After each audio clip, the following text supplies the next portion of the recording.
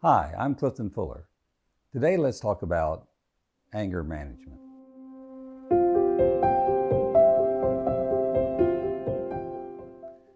Anger is a natural emotion, and all of us have to deal with anger from time to time. When does anger become a problem? Well, it becomes a problem when we're angry all the time or we don't have control over our emotions, and that is physically acted out. But anger is a burden. It's a heavy emotion. And it's really important that we all learn to deal with our difficult emotions and do a better job of controlling our behavior. Anger is a secondary emotion. It's a true emotion. However, it always follows one of four more fundamental issues. It follows pain, it follows loss, it follows fear, and it follows frustration. All of those are victim feelings.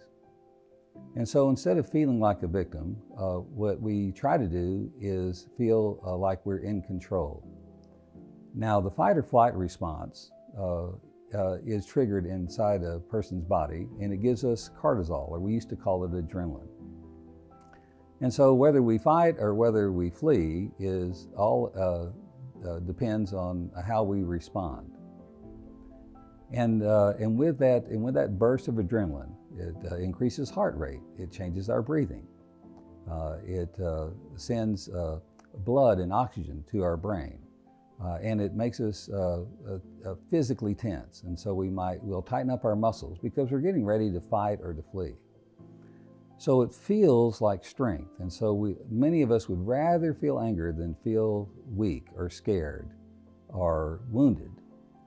And so it's really important that we understand what anger is doing for us and how you can get hooked on anger because it feels like you're in control when in fact you're not.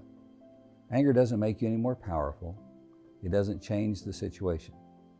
And so the idea of managing our anger and doing whatever is wise, doing whatever is smart, doing whatever is effective. Anything you can do with anger, you can do without anger. And so if we learn to control our emotions, if we learn to see the signs where we're getting too angry and we can take a deep breath, we can pause. It's really important to understand the things that trigger us. And when we see those things going on, that we can develop a plan to deal with things if we're frustrated or things are getting to us. Counting to 10 really is an effective way to just stop and think about what's going on.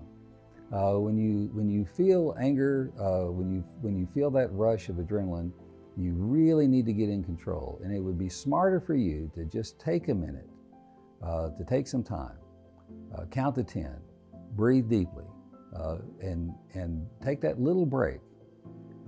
Because triggers to anger seem automatic. Now, all triggers to anger are learned, but we learned them when we were very young, probably before we have a memory. And so those triggers seem like they're automatic, but we can intervene. And all of us need to know what situations are prone to trigger those feelings. And so we don't need to fight. Now, the fight or flight response is great if you're being attacked by a mountain lion who's trying to tear your arm off.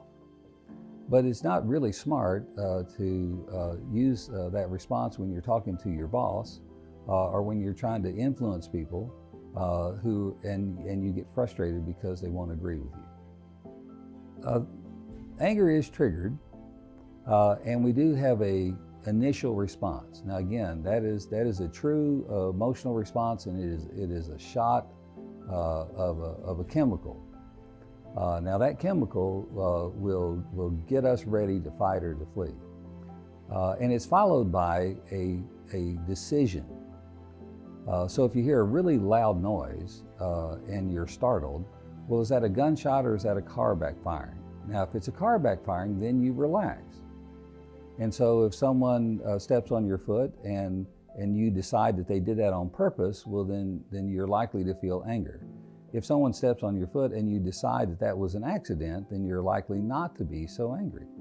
And so it's really important to understand that you can, in fact, interrupt that cycle. and be prepared to do that. And just understand that first surge is biological, but the rest of it has to do with intellectual control. And you can decide to calm down. You can decide to focus.